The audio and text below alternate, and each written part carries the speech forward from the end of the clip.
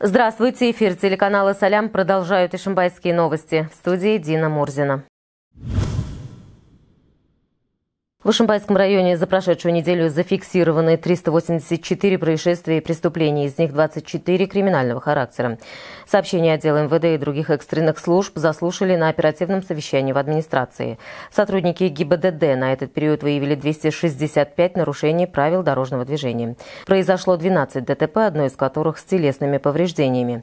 7 водителей были в состоянии алкогольного опьянения. Госавтоинспекторы в очередной раз призвали ишимбайцев строго соблюдать правила дорожного движения. Глава администрации района Азамат Абдрахманов напомнил присутствующим коллегам о подведении итогов работы федеральной информационной адресной системы. Пора подвести такие промежуточные итоги.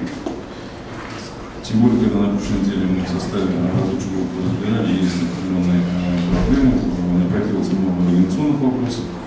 Тем более, что 29 июля вступят в силу новые изменения в федеральном законодательстве.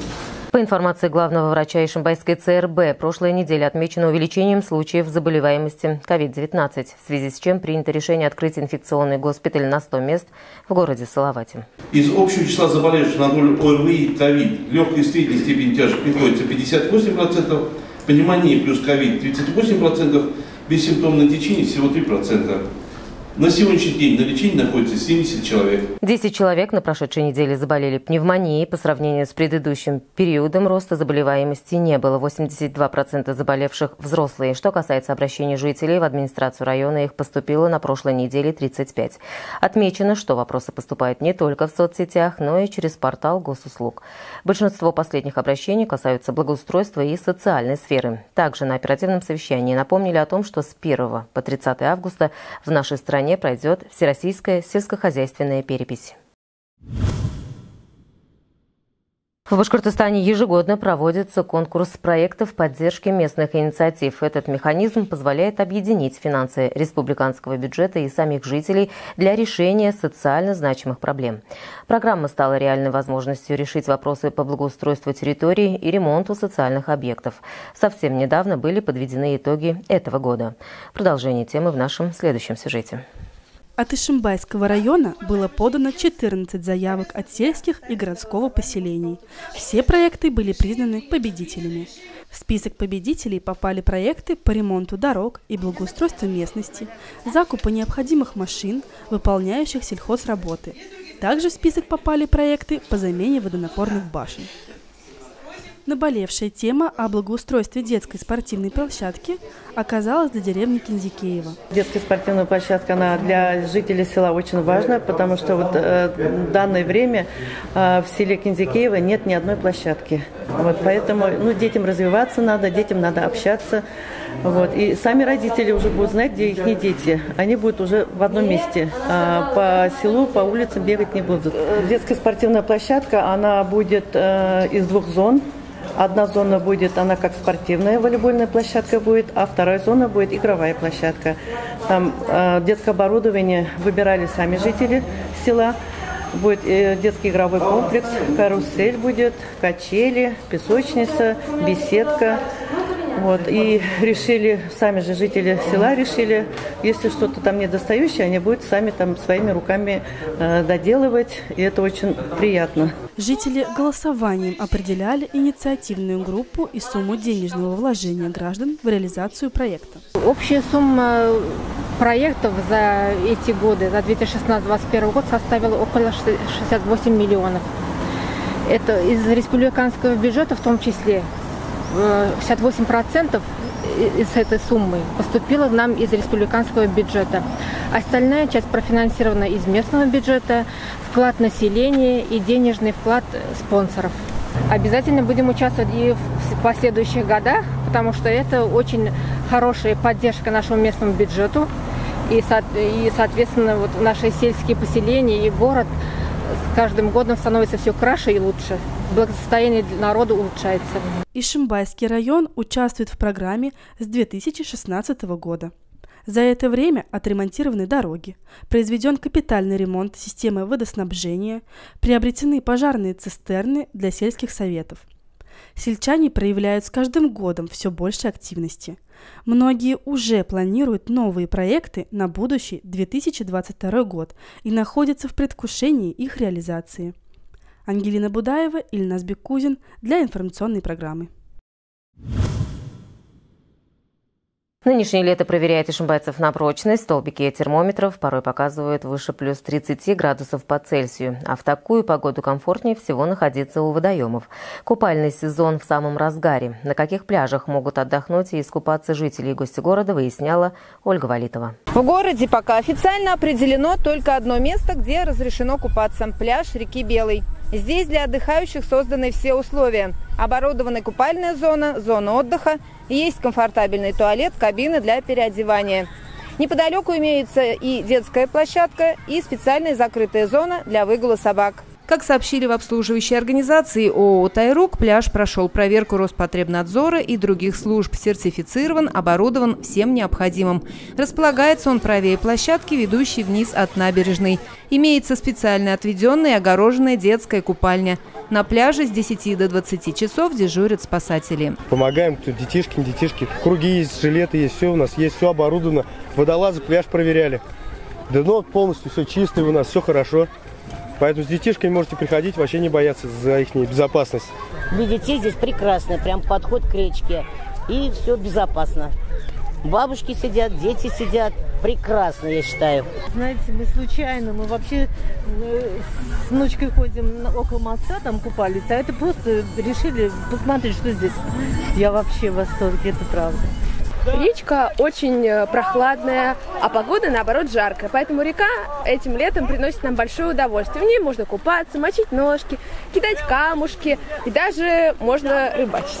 Нравится то, что все благоустраивают. Тут, смотрю, площадки всякие делают. Ну, есть где время провести. Буквально сегодня-завтра планируется официальное открытие пляжа на реке Тайрук. Здесь расчищено дно, трижды сменили воду в бассейне, также оборудована детская купальня, работают спасатели, имеется необходимый инвентарь. Практически готов. Мы думаем, где-то, наверное, вторник-среда мы здесь запустим. Также получим все сертификаты. Понедельник, вторник пригласим все службы, которые должны посмотреть. То есть это Роспотребнадзор, санэпидстанция, и самая главная служба – это ГИМС.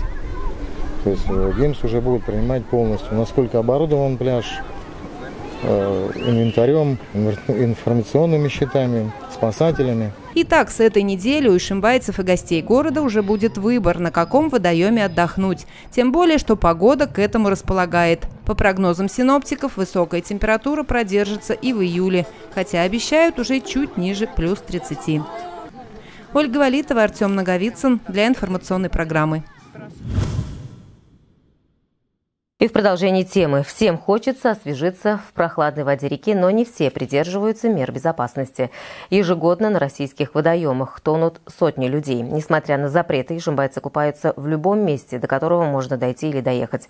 Именно поэтому административная комиссия проводит рейды по несанкционированным местам купания. Информируем граждан, что к тем, кто осуществляет купание в неустановленных для этих целей местах, могут быть применены штрафные санкции согласно статьи 13.12 Кодекса об административных правонарушениях Республики Башкортостан. На граждан штраф составляет от 3 до 4 тысяч рублей. Эти меры направлены на охрану здоровья и жизни жителей во время летнего отдыха, но далеко не все ишимбайцы с ними согласны. Приехали на пляж, здесь чисто, все хорошо, народу нету. Здесь никаких опасений. Взяли с собой, естественно, спасательный жилет на всякий случай, потому что в любом случае безопасность дороже всего. Территория мест для купания должна быть ограждена, дно очищено от водорослей, коряк и стекол. Заплыв за буйки также считается купанием в запрещенном месте. Особенно опасно заходить в воду нетрезвым. Эта причина является едва ли не самой частой при гибели людей на водоемах. Рейды по несанкционированным пляжам Ишимбая административная комиссия проводит в течение всего лета. Комплексное благоустройство дворов, многоквартирных домов в Ишимбае проводят в рамках республиканской программы «Башкирские дворики». В этом году благоприятные условия проживания для граждан создает в 4 дворах города. За все время реализации проекта благоустроено 20 дворов. О том, как проходит реализация проектов, расскажет Ангелина Будаева. На территории нескольких домов по улицам Чкаловой, Бульварной, Советской, Стахановской и другим продолжаются ремонтные работы. Здесь отремонтируют и расширят проезжую часть, обустроят тротуары, установят детские и спортивные площадки, скамейки, урны, высадят деревья и кустарники. Проводим мы замену всех бордюров, укладку асфальта. Планируется спортивная площадка с футбольным полем, с тренажерами уличными. Во дворах устанавливают видеонаблюдение. У жителей будет возможность самим наблюдать за территорией. На данном этапе строительства выполнено в районе 70-80% основных видов работ. Установлено видеонаблюдение. Видеонаблюдение можно посмотреть в онлайн-режиме на странице Уфанета в разделе «Башкирские дворики». Согласно контракту, срок окончания работ – 1 сентября, но подрядчики намерены завершить реконструкцию дворов раньше обозначенной даты. Делаем все по проекту. То есть нам сметная документация, проект документация, все выдано, вот по нему все делаем. Постоянно все контролируется нашей организацией, строительным контролем. То есть все делаем по правилам, как положено. Благоустроенные дворики выглядят намного уютнее, красочнее и интереснее. Это наша замечательная площадка, которая была нам подарена правительством Республики Башкортостан. Ее закончили достраивать в прошлом году. Сейчас здесь очень удобно и комфортно, и все детишки не успевают проснуться и бегут сюда играть. На площадке уже заметно больше жителей, так как играют дети даже из соседних дворов. Мне нравится площадка, мне нравится здесь играть и красиво. На все объекты благоустройства по программе действует гарантия 3 года. Если за это время выявятся какие-то проблемы, для их устранения жители могут обратиться в городскую администрацию. Ангелина Будаева, Арсет Рахмангулов, Ильназ Беккузин для информационной программы. 11-я школа завоевала победу в республиканском конкурсе «Растим сынов Отечества» в 2020 году. К 75-летию Великой Победы учебному заведению присвоили имя Героя Советского Союза Андрея Федоровича Рябова. Он жил и работал в Ишимбае после окончания войны. Указом Президиума Верховного Совета СССР от 22 февраля 1944 года за образцовое выполнение боевых заданий, проявленные при этом геройство и мужество, красноармейцу Рябову присвоено звание с вручением ордена Ленина и медали «Золотая звезда». В честь победы в конкурсе школа готовится к открытию музея имени Героя Советского Союза.